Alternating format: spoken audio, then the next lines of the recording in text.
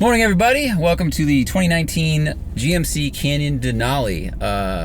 Fancy truck, nicely sized truck, but it brings about some questions that we're going to get to after we get on the road.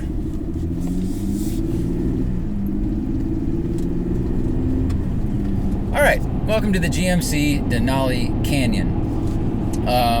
Interesting truck. Not sure how I feel about it yet.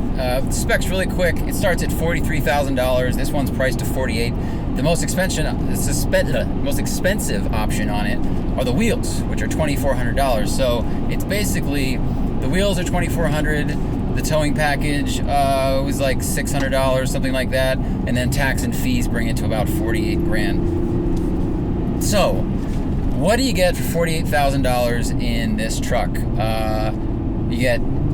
You get all the nice bells and whistles, that you would expect in any car, really, that has kind of a luxury brand associated with it. I've got heated and cooled seats, a heated wheel, cruise control, satellite radio, navigation, Apple CarPlay, single zone climate control, strangely enough, but it's got the towing package on it, HID lights, it's got those things.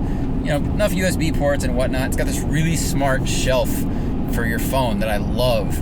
I put my phone in the cup holder a lot, like many of you probably do, and then you lose a cup holder.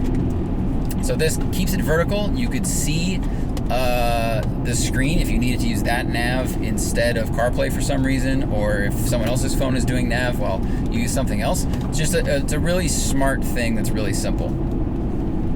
You get this kind of luxury line steering wheel. You get some stitching on this soft touch dash. It's leatherish. Kind of hard plastic on the doors though. The seats are comfortable. 8-speed transmission, automatic. It's pretty quick. So you've got like some luxury stuff and some cheap stuff. Like all the plastic that I touch on this dash, on the armrest, is hard and smooth black plastic. It's where your arm sits. Where your arm sits is soft. And everything you touch, though, is like really smooth and feels really cheap. The seats are 6-way power seats, but the power assist is in a weird function. Power assist goes forward and backward and tilts the seat, but the lean is manual. I don't get that, because when I'm on a long road trip, when my back starts to get sore, I would change the angle of the seat, because that displaces your weight in a different spot more often than I would change how far I am from the pedals of the wheel. So it just seems like a weird thing for them to, power half the seat. I don't really understand that, especially, again, with the Denali name. Functionality is great, and everyone I've had in this truck gets in and goes, "This is a nice truck." I think they look at the layout is intuitive, a lot of features, it looks nicer than most trucks. It's not quite as fancy as like an F-150 Platinum Edition, but it is also cheaper than that truck. But who's it for? That's the question that this truck begs, is who is this truck for? Dimensions-wise, I love it. I think pickup trucks have gotten way too big over the last, 15 years. This is what I would want in a truck, and I think what most people need in a truck. You can park it in a large parallel parking space if you had to. At the grocery store, the bed didn't stick out a ton. It was out of the way. It didn't look like, oh my God, you're taking up the whole aisle. That was really nice. The maneuverability is good. This turning radius is nice. Steering feedback, not really existent, but it's lightly weighted and not too light. If you're driving this on the dirt or you're towing something, I don't know. Steering feedback is probably pretty far down the list of things that truck engineers work on, and that's fine. This isn't a sports car, but it does ride well. It's very quiet on the highway for a pickup truck. It slips through the air really nicely. I didn't hear a lot of the wind buffeting that used to be the case in old cars or old trucks. I know that all the companies spend a lot of time and money working on little tweaks to refine wind resistance and make the truck a little bit slipperier, improve that MPG, and it's shown. It soaks up the bumps here nice. It rode on the highway really well. It rides like a lifted car, which is very good. The bed is a 5-foot 2-inch bed. You can get a 6-foot if you want. For me, if I had a pickup truck, I would use it to carry a mountain bike or two, maybe a dirt bike one day. You'd have to put the tailgate down for that, which is like a soft open gate, which I like. I wouldn't need a large truck for my lifestyle.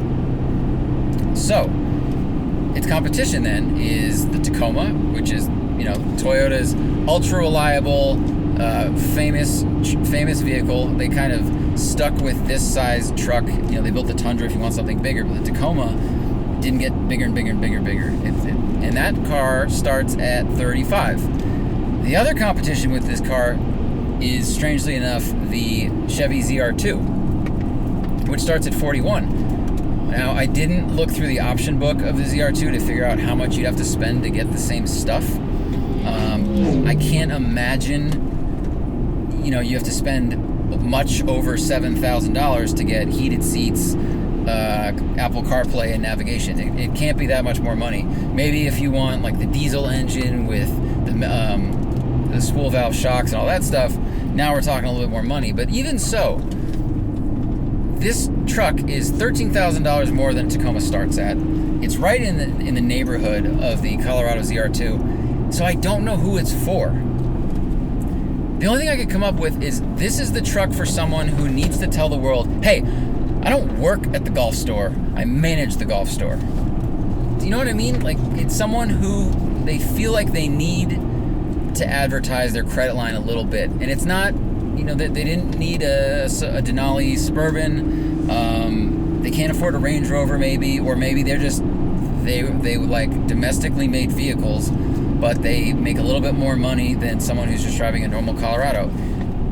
And I don't understand how that works, but I have seen it in action, and I think it makes me a little more empathetic to it. And what it was is, I drove from Anchorage, Alaska to Calgary, and along the way, I would say 40% of the pickup trucks I saw were F-150 Platinum Edition, because there's a lot of petroleum industry up there. There was like fracking and drilling, and these kind of, you could tell these like mobile towns of oil drillers. And so you've got a lot of people that spend a lot of time on big flat highways, which there were in the middle. They're out in the wilderness, so they're probably encountering a lot of mud. There's a lot of logging roads they're dealing with. They need to transport some heavy gear. They need ground clearance.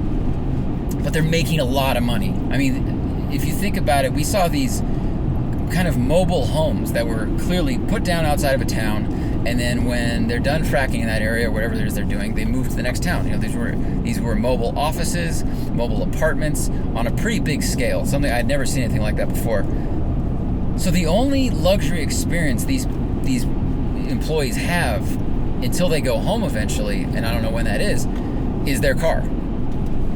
If you're making $200,000 a year and you're driving 100 or 200 miles a day on a Canadian highway that looks like Oklahoma, it's just flat and straight, I guess, yeah, you want the experience inside to be nice. You want it to be comfortable. I don't really see the value in getting a luxury brand pickup truck over the standard, loaded F-150. But I guess seeing those people out there, it was clearly important to them. So maybe that's who this is for. You have a little bit more money than a Chevy Colorado, fine. You don't quite want to spend the money to get like a loaded Silverado, which is a lot more money. But you land somewhere in the middle. You want to feel like, hey, I've done well for myself. I want to reward myself a little bit, or you want to advertise it a little bit. I guess if that's your thing, that's fine. But for me, I like the size of the truck a lot. The functionality is good. The ride is good. It gets pretty good. It gets 24 miles per gallon on the highway. The engine, the V6 with 300 horsepower, is plenty strong. It's got a tow package on it. Everything about how it works is good. But I don't understand paying that extra bit of money to advertise the fact that you paid a little bit of extra money, because I don't get in here and go, this is a luxurious experience. I'm in a 4-star restaurant now. Please bring me the salads fork before you bring me the entree fork. It just doesn't feel like that. Like, I'm never going to confuse this dashboard for like a Mercedes or BMW or Range Rover, because there's enough buttons carried over from other Chevy products that I know what kind of car I'm sitting in. It still only has single zone climate control. Maybe it's an option to get dual zone.